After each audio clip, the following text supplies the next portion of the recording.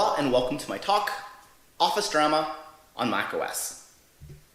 My name is Patrick Wardle. I am a principal security researcher at Jamf and also the creator of the Mac security website and tool suite, Objective-C. So today we're going to be talking about malicious Office documents on macOS.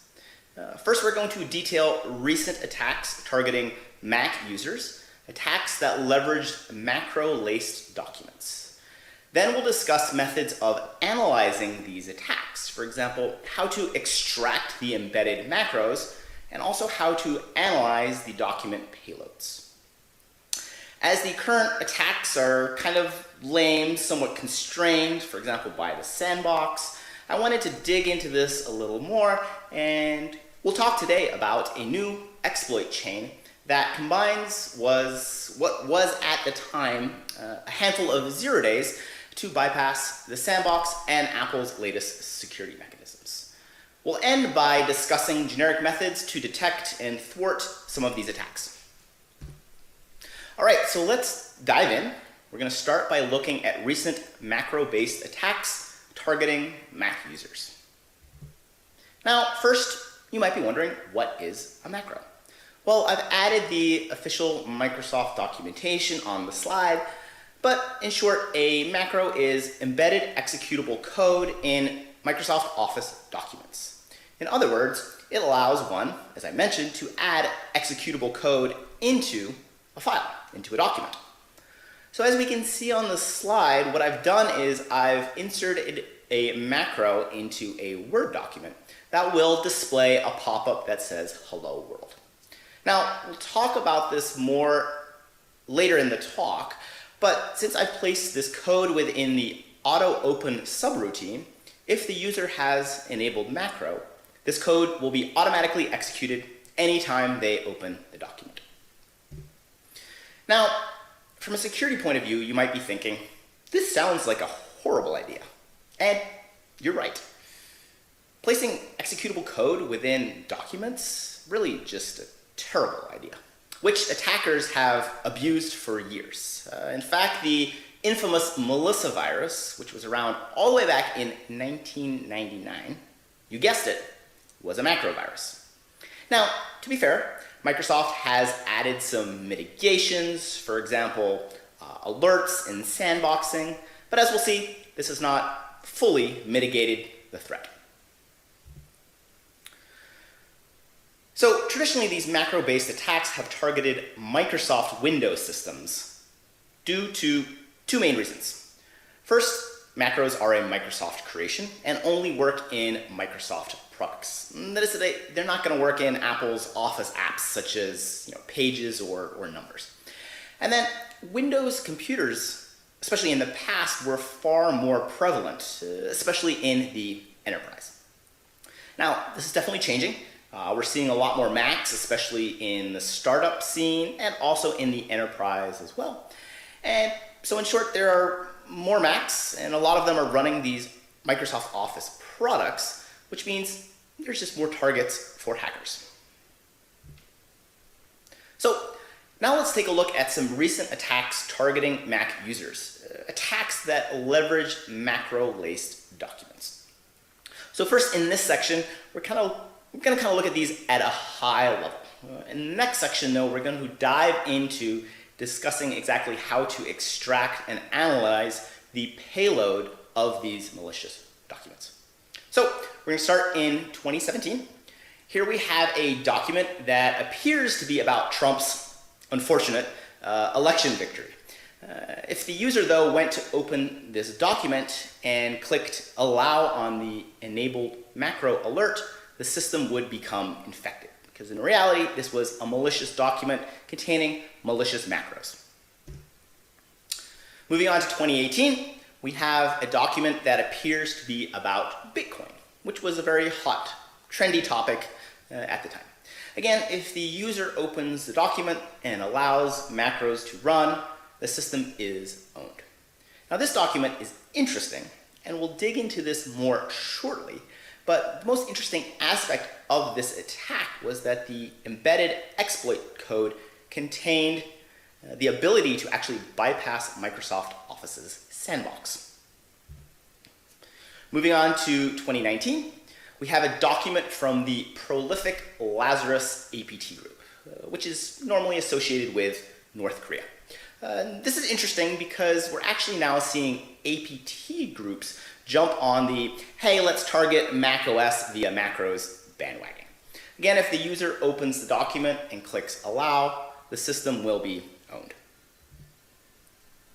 All right, so now let's talk about methods of analyzing these malicious documents, showing exactly how to extract embedded macros and how to analyze both the macro code and any embedded payloads.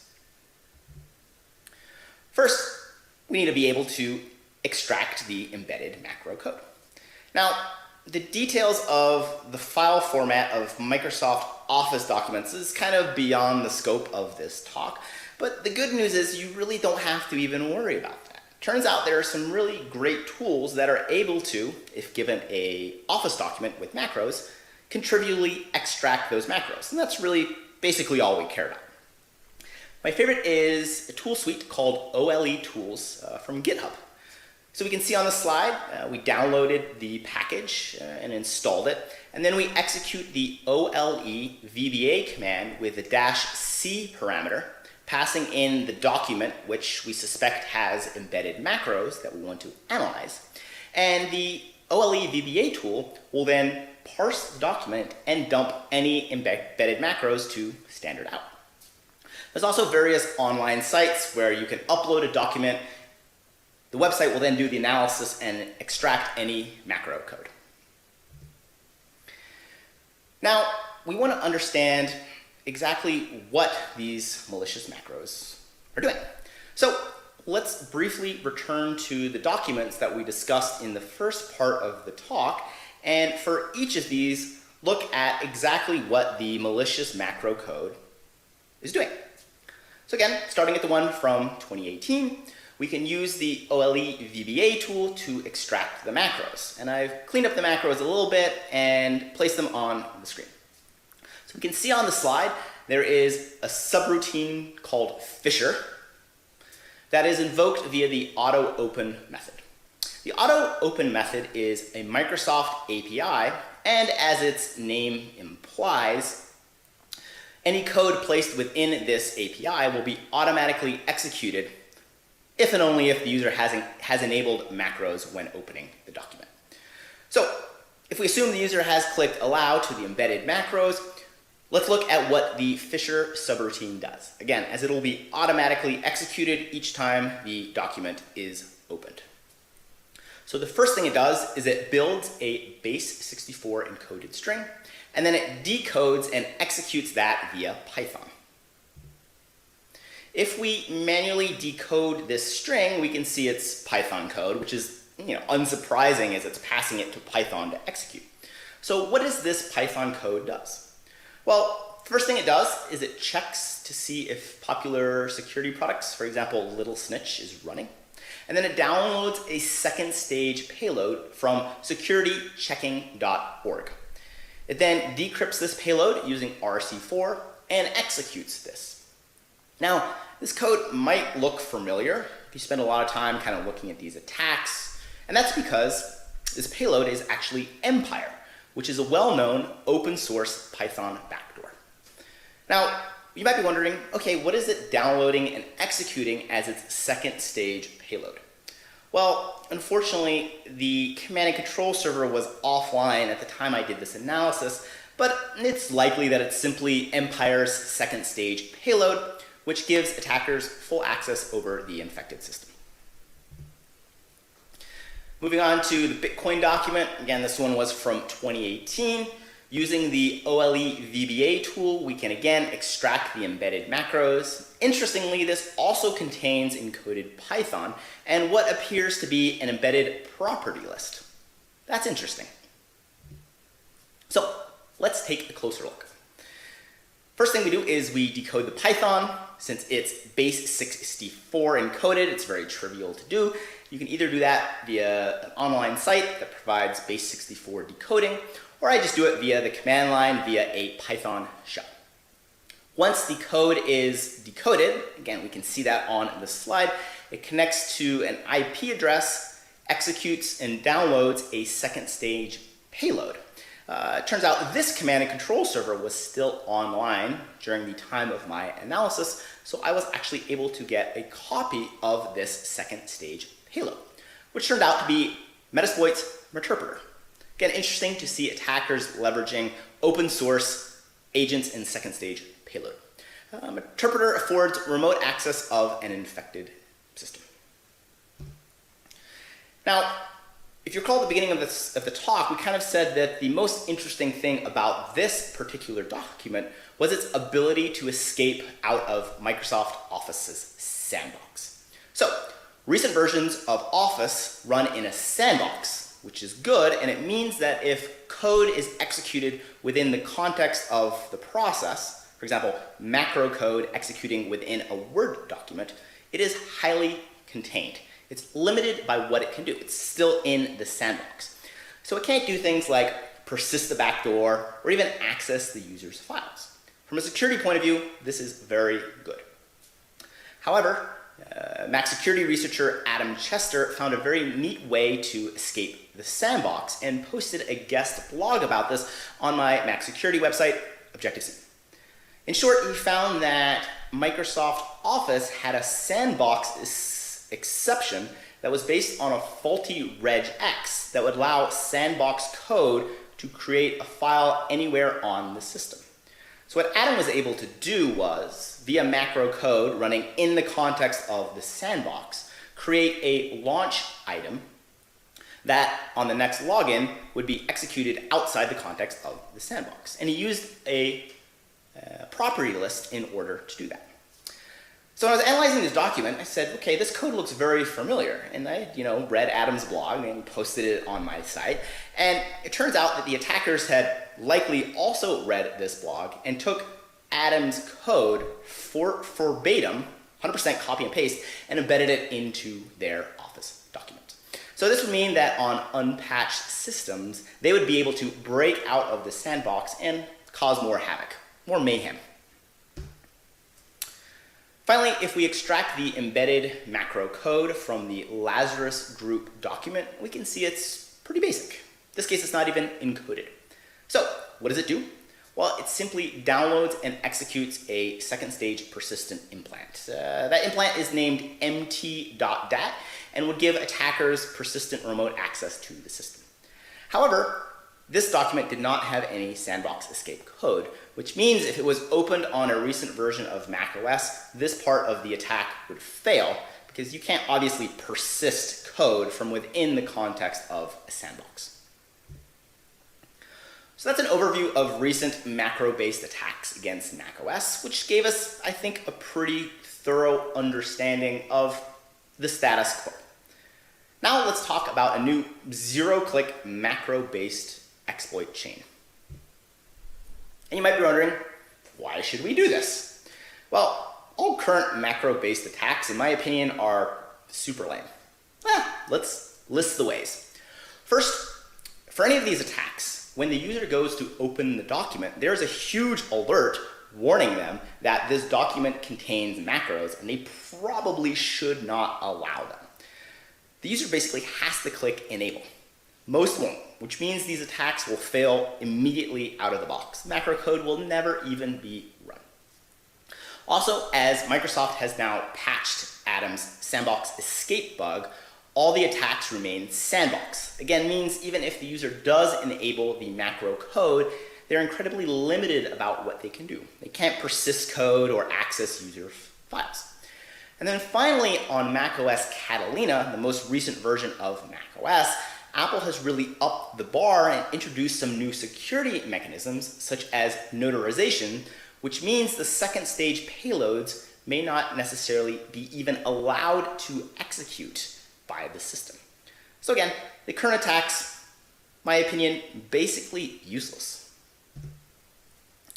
Now, whenever companies such as Microsoft or Apple patch stuff or implement new security mechanisms, I like to poke on that, because often they do so incorrectly, insufficiently. So let's walk through now this kind of zero-click exploit chain. So the exploit starts with a really neat bug that was found a while ago by 2 security researchers and then kind of improved upon by other researchers at CERT. So this first bug is not mine. What these researchers found was that even if macros are turned off, they could create a document that contained macros that would be automatically executed with no alerts, no prompts. That's hot. How do they do this? By abusing an incredibly old Microsoft file format called SYLK files. How old? Like from the 1980s, before I was even born. And they also used a macro language not written in VBA, but something called XLM. Not XML, XLM.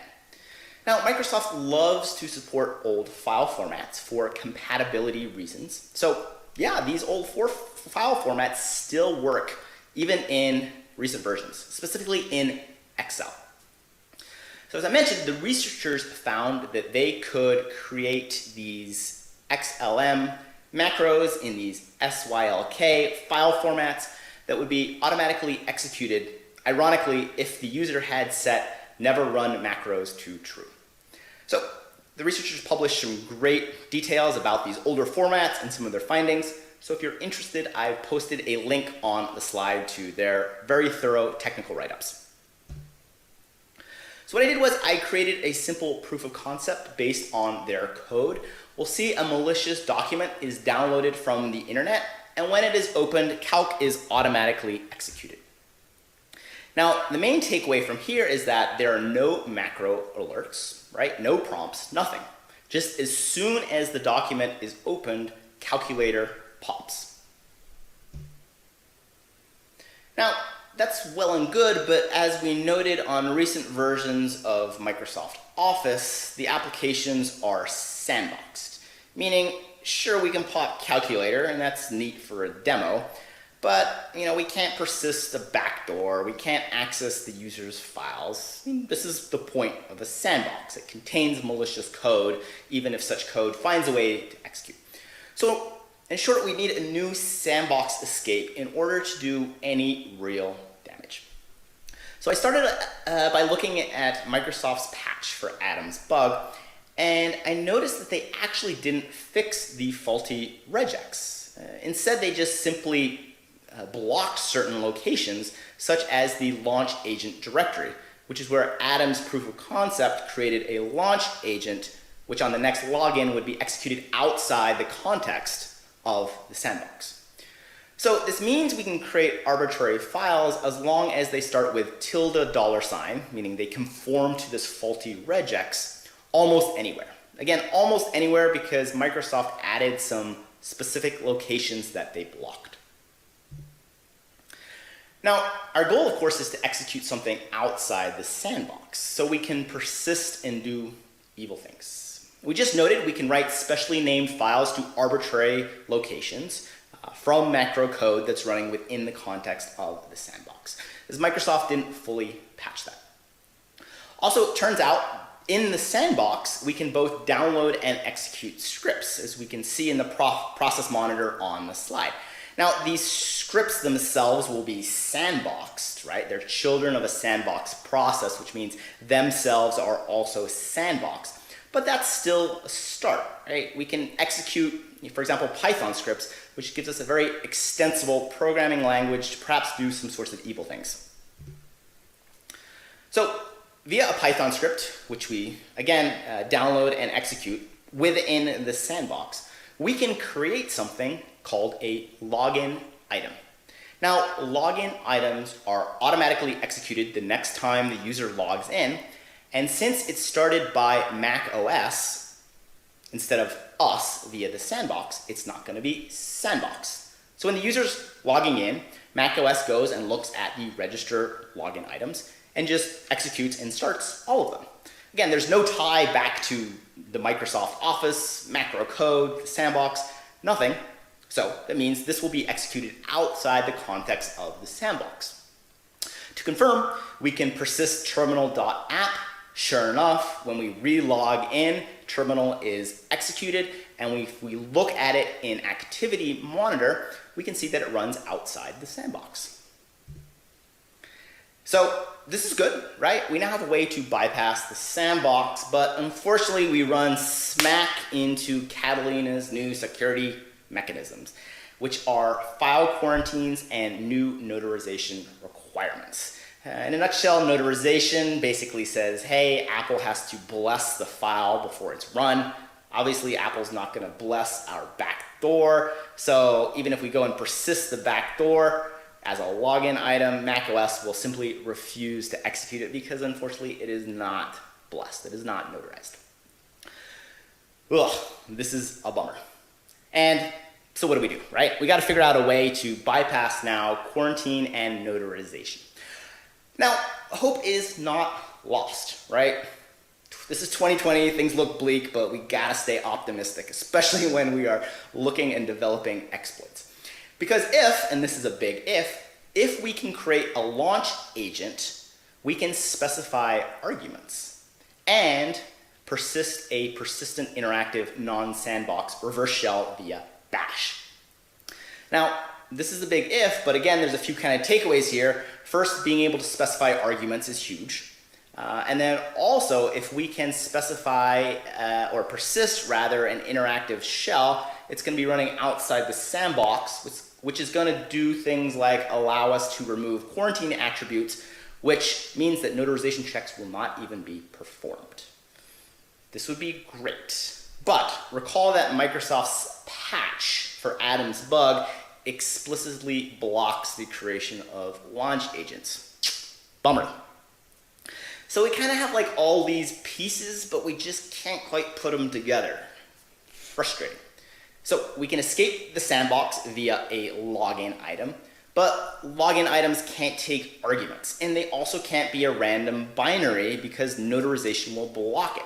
So in other words, all we can do is persist an Apple binary, again, with no arguments. And sure, we can bypass notarization by the creation of a launch agent, but we can't create one from the sandbox due to Microsoft's partial patch. So, in other words, what we need is a way for the system, or for an Apple binary with no arguments, is to create a launch agent for us. This is where things get beautiful. So, I had a random idea.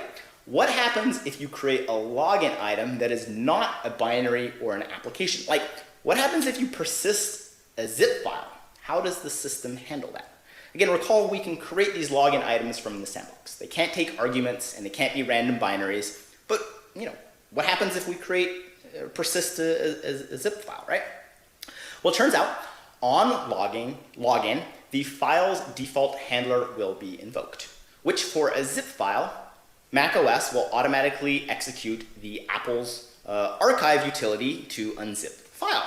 Basically says, okay, this is not an executable, so I'm going to invoke the handler, and in this case, it's the archive utility because we persisted a zip file, which will extract that.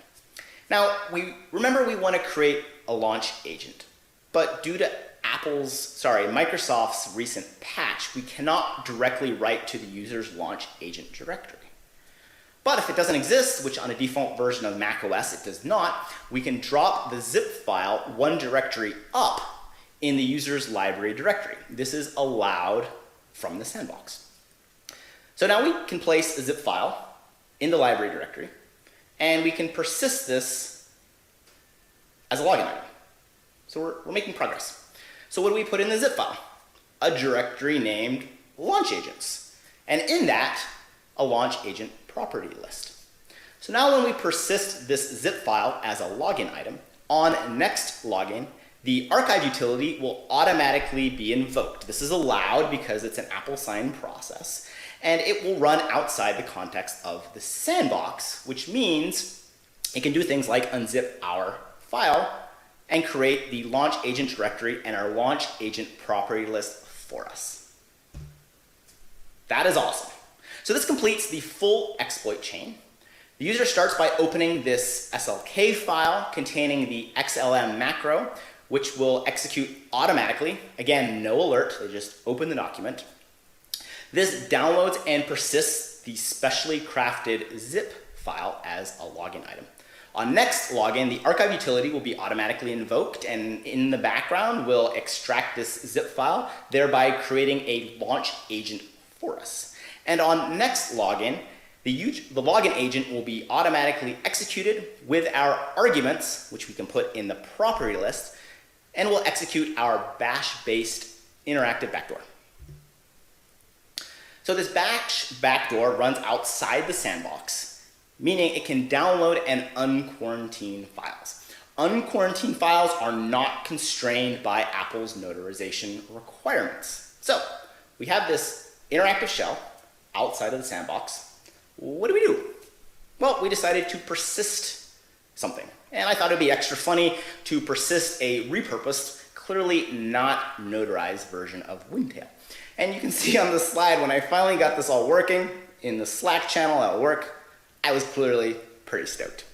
All right, so let's now kind of shift gears and talk about defending against these attacks and some generic methods of detection. First thing, as a responsible security researcher, I reported all these vulnerabilities to Microsoft and Apple. Microsoft responded and said, this is a known issue on the Apple side. And I was like, well, yeah, because I told Apple as well. So I have no idea what Microsoft did. No CVE, no bug bounty. Bummer. Apple said, thank you for your report, and then nothing. I waited a long time and checked back in with Apple, and they said, oh yeah, we patched that back in 10.15.3. Again, no CVE, no bug bounty, classic Cupertino. Let's talk briefly though about how to detect these attacks and perhaps other Mac malware as well. So the first thing let's talk about is process monitoring, leveraging Apple's new endpoint security framework. It turns out it's pretty easy to create a process monitor to detect something I call suspicious children. Suspicious children processes. As we can see on the slide, we can now detect when an Office application, for example, Excel, spawns a child process that is, well, suspicious. So regardless of the reason, of the exploit, if it was a macro, buffer overflow, if you see Excel spawning curl and then Python, that's bad news. Something is amiss.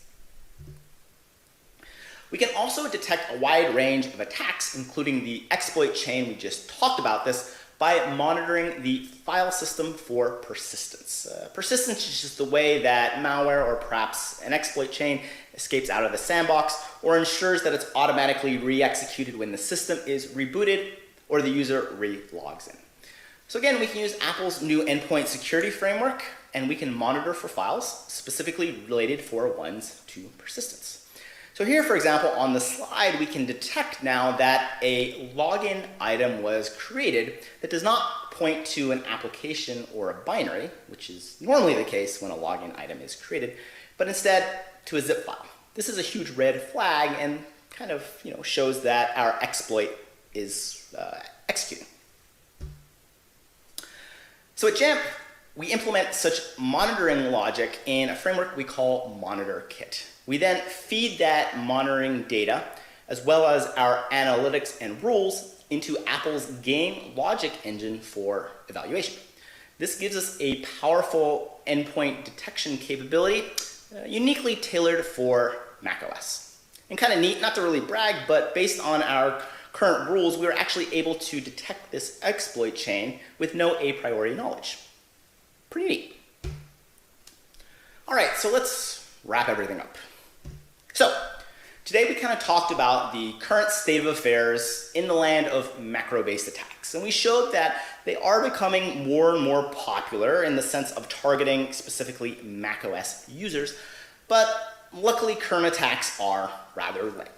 However, we should not be lulled into a sense of complacency because it showed us pretty easy to actually create a zero-click exploit chain that, if the user would open a document, would both escape the sandbox and bypass all of Apple's recent security mechanisms. Again, at the time, on a fully patched macOS system. However, we ended by showing that by leveraging Apple's new endpoint security framework, we can generically detect these and other attacks. I briefly want to thank a variety of people. First and foremost, you all for virtually attending my talk. Hope you're all staying safe and healthy. Also to Jamf for putting up with my many shenanigans, and also all the amazing companies that support Objective-C. Oh, and one more thing. Today I am announcing my new book, The Art of Mac Malware Analysis. My dog is very excited about it as well. I published the first part online at taumm.org, and the rest of the chapters will be published shortly as well, all 100% free. Sharing is caring. So if you're interested in learning more about Mac malware, exploits, persistence, debuggers, disassembling, check out the site. So again, that is a wrap. Thank you so much for attending my talk, and hopefully see you in person at Black Hat 2021. Aloha. Well, thank you for attending my talk. We now have a live Q&A session, so if there's any questions about my research or my talks, ask away.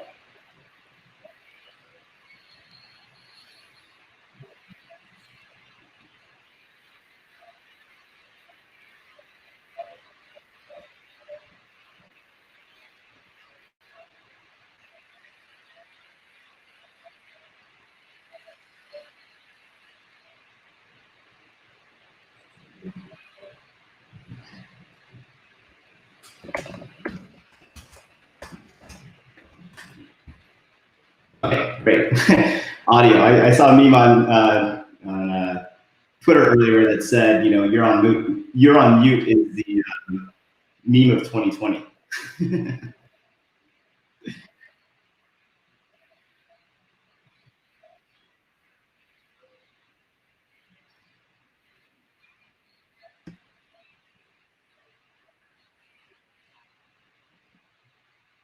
Awesome. Hooray. Thank you for attending, though, and for the feedback. Like we said, we will put up the slides online. So there's a question from Sean that says, how did you come up with ideas for research? Start with existing exploit or try to come up with something new? So that's a great question. So I was kind of looking at these macro-based attacks, these document-based attacks, and seeing if they would be kind of still a threat. And luckily, because all the patches were applied, they were, as we mentioned, kind of not really going to work against patched systems. So what I did was started kind of looking and where to get the ideas. I said, okay, we needed a sandbox escape. So I looked at Atom's-based sandbox escape and said, okay, well, this is a good place to start. Let me see how Microsoft fixed this. And this is actually a really good approach. A lot of times, vendors will patch a vulnerability, but that won't do so in maybe the best of ways.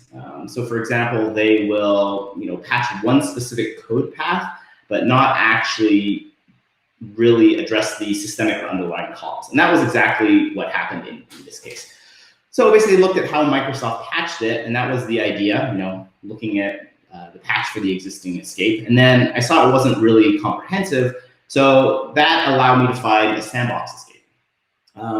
Then I basically said, okay, I need to create a way to kind of break out or get around Apple's notarization requirements. And I just really kind of thought long and hard about it for a few different days. And there had been some previous research using the archive utility. So what I try to do is really just stay abreast of other people's security research, and then also look at how vendors patch and fix things. So when I find a bug or kind of need pieces to put an exploit chain together, I kind of have all these ideas, and generally something falls together. So great question. That's kind of where I get the questions. Next question, why did you not assign CVEs? That's actually a great question. So, like I said, I reported this vulnerability to Apple. They said this issue was not CVE worthy. It's Apple's prerogative apparently. They've given me CVEs in the past, so I'm not sure exactly what the reasoning was here. I asked for clarification. They basically said that they provided some mitigations to prevent the sandbox escape. I would obviously argue that a generic sandbox escape that allows you to break out of an app sandbox and persist unsigned malware is a security risk, which probably should have a CVE. But Apple did provide a mitigation, but in their infinite wisdom decided not to give a CVE. So yeah, maybe I could see if I can apply myself a CVE. That's actually a great idea. And I'm sure would make Apple really happy. All right, next question. Troy asks, are you seeing an increase of Macs and thus cyber attacks increasing on macOS endpoint as well? If so, could it be correlated with work from home? So we're seeing this definite trend of increase of Macs in the enterprise. And I think this is driven by a few different reasons. One is, you go to any college campus, walk into a classroom, pretty much everyone's using Macs, right? So that trend probably started, maybe 5 years ago. And as those college graduates graduate and enter the workforce, a lot of them want to use Mac computers, right? Microsoft's computers are maybe seen as a little more outdated.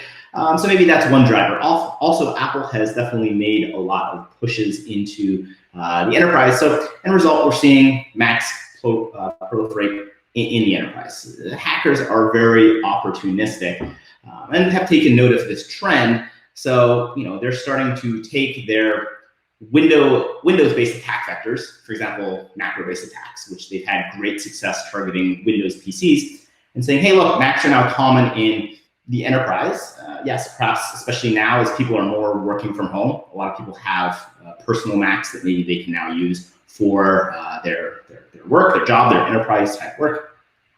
And so we're definitely seeing a trend, and this talk was kind of illustrative of that, where they're bringing their traditional window-based attacks and infection vectors, for example, macros, and now are specifically targeting Mac users. So this is a trend I expect to see, both the creation of brand new Mac-specific infection vectors and attack scenarios, but also attackers bringing their proven Windows-based techniques and, if possible, porting those to target macOS. Next question. Have you looked at other apps that have minimal or weakened runtime configurations? For example, Firefox has somewhat weak defaults. That's actually a really good question. Thanks, William. And the question is basically asking about applications' sandbox profiles and also how they are compiled. So in Catalina, Apple introduced this concept called the hardened runtime. I believe it was in Catalina, where applications can basically be recompiled with these extra protections, for example, that prevent dilib injection attacks or other kind of injection-based attacks. But this means that the applications have to kind of opt in and be recompiled. So what I do is I look at a lot of applications, and for ones that are not compiled with this hardened runtime, really opens up a broad attack surface. Recently, I looked at Zoom. This was probably now 4 or 5 months ago, and it turned out they had an exception in their hardened runtime configuration that allowed for the loading or injection of arbitrary dynamic libraries. Zoom was an interesting case study because on a system, they are granted access to the mic and the webcam. However, because they had this weak kind of hardened runtime policy, I, or any malware that was existing on the system, could piggyback off of Zoom's kind of weak hardened runtime configuration and load a dynamic library into the process context of Zoom. Since Zoom was allowed to access the mic or the webcam, the malicious dynamic library, which is running now within Zoom, could also do that. So really good point. It's really good to look at applications that are configured with without the hardened runtime, or also if they are configured with the sandbox, take a look at their sandbox policy. For example, in this talk, the reason we were able to break out of the Office sandbox was specifically because of kind of an exception in Microsoft's sandbox policy. So that's always a really good thing to look at. So a really good question. Next question, can you compare and contrast the new security features native to Catalina versus Jamf implementations. I'm not 100% sure about that, but let me at least talk a little bit about Catalina's new security features. And then I can also talk about what we do at Jamf to benefit or leverage those in our endpoint security products. So Catalina does a lot of great things. We mentioned the notarization. That will stop a lot of attacks where the user is basically tricked into running a piece of malware. I'm sure you're all familiar with like, hey, browse the website, there's a pop-up saying Flash is out of date, download and install this Flash update. And obviously it's generally not Flash, it's malware. So in this case, the user is basically tricked or socially engineered into infecting themselves. So notarization will now block these attacks, which is really good. So that's probably the main feature, security feature I see, at least in the context of malware. But as we showed in this talk, exploit-based attacks, which we'll probably see an uptick in, are generally able to bypass the notarization constraints. There's also some very creative adware and malware that we've seen that basically instructs the user how to bypass notarization. So if you kind of like right-click on the file and click open, it'll give you a prompt that says, hey, are you sure you want to allow this? And you can click OK, even if the application or the package is not notarized. So we've seen malware basically instruct the user how to install that. So there are ways to kind of bypass. There's still maybe some gaps. So what we do at Jamf is, as I mentioned, we leverage Apple's new endpoint security framework, which is also a new security feature of Catalina. And this allows us to very efficiently do things like monitor for new processes, monitor for persistence attempts. So for example, if we see a process being started that is unnotarized, that's something we're going to flag. Like, we don't care how it was run, if it was the user kind of right-clicking and launching it, kind of sidestepping the Catalina requirements, or if it was an exploit like the one we talked about today. We basically just don't care. We're basically saying, hey, look, unnotarized code is running. This should normally be blocked. Clearly, the attacker or the malware found a way around this. It'd be interesting to figure out how and why, but right now let's block that because that's not something that normally should be run.